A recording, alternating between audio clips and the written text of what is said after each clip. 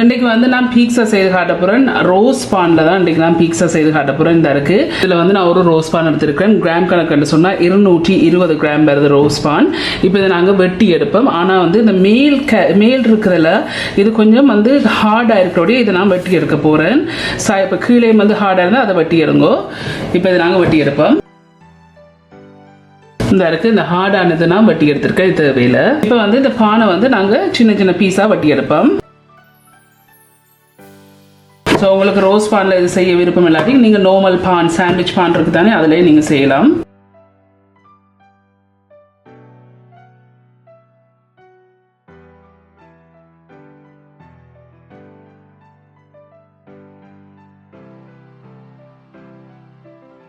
நான் வெட்டின பானம் வந்து பிரம்பா எடுத்திருக்கிறேன். இப்படி எடுத்த பிறகு இதில் ஒரு பவுல் எடுத்து வச்சிருக்கேன். எடுத்து வச்சுக்கொண்டு இதில் வந்து 2 கப் பால் எல்லாட்டிக்கு 500 மில்லி பால் இருக்கு. இந்த பால் இதில் விடுங்க. இதில் வந்து 3 பெரிய முட்டை இருக்கு, லார்ஜ் எக்ஸ் இருக்கு. அதில் இருக்கிற வெடுக்கு மாதிரி இருக்குமில்ல வெள்ளை, அதை ரிமூவ் பண்ணியிருக்கேன். இப்போ இந்த 3 முட்டையும் இதில் விடுங்க. 1/4 டீஸ்பூன் உப்பு சேர்க்கிறேன். இதில் வந்து மிளகு இருக்குது, பிளாக் பெப்பர் பவுடர் இருக்குது 1/4 டீஸ்பூன். இதையும் இதில் போடுங்க. 1/2 டீஸ்பூன் ஒரிகேனோ இருக்கு, இதையும் இதில் போடுங்க. இதில் வந்து சில்லி ஃப்ளேக்ஸ் இருக்கு, 1/2 டீஸ்பூன் போடுறேன். போட்டுட்டு இதை நாங்கள் இப்போ மிக்ஸ் பண்ணி விடுவோம். இப்போ இதை நான் பீட் பண்ணியிருக்கேன். பீட் பண்ண பிறகு 25 கிராம் ஷ்ரெட் பண்ண மொச்சரல்லா சீஸ் எடுத்திருக்கேன். மொச்சரல்லா சீஸ் இல்லாட்டி உங்களுக்கு விருப்பமான சீஸ் நீங்கள் போடலாம். இப்போ இதை இதில் போடுங்க.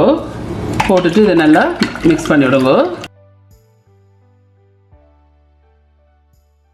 இந்த இருக்குது நான் நல்லா மிக்ஸ் பண்ணியிருக்கேன். இப்படி மிக்ஸ் பண்ண பிறகு இந்த இருக்குது நான் வெட்டி வச்சிருக்கிற ரோஸ்ட் பான் இருக்குது. இந்த ரோஸ்ட் பானை வந்து இதில் போடுங்க. இப்போ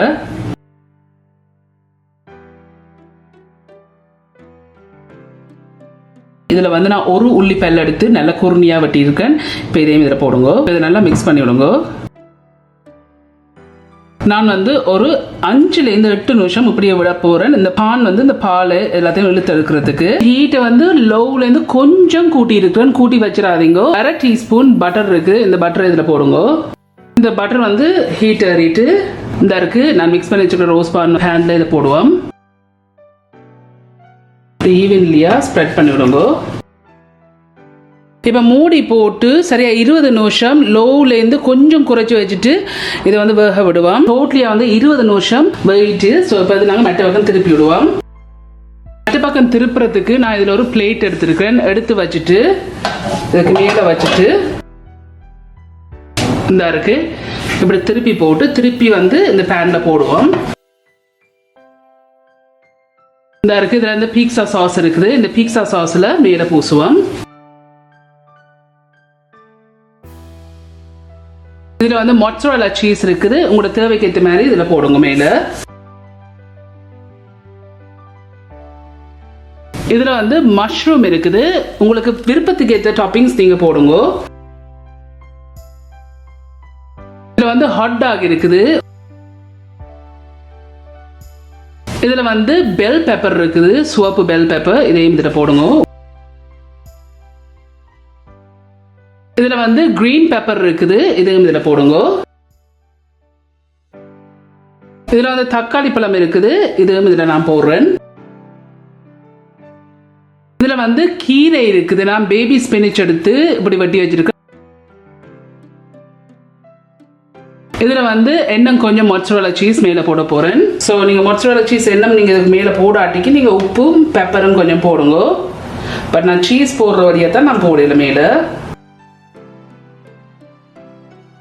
இப்போ நான் திருப்பி மூடி போட்டு இன்னொரு 10 நிமிஷம் லோ ஹீட்டில் வச்சு இதை நான் வேக விட போகிறேன். 10 நிமிஷம் சொன்னால் பட் 15 நிமிஷம் ஆயிருக்கு எனக்கு.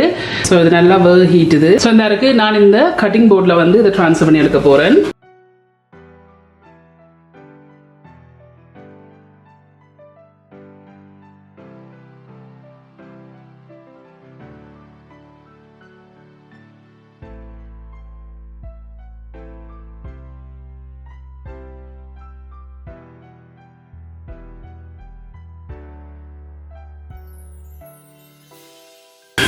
நல்லா பர்ஃபெக்டாக வேகி வந்திருக்கு.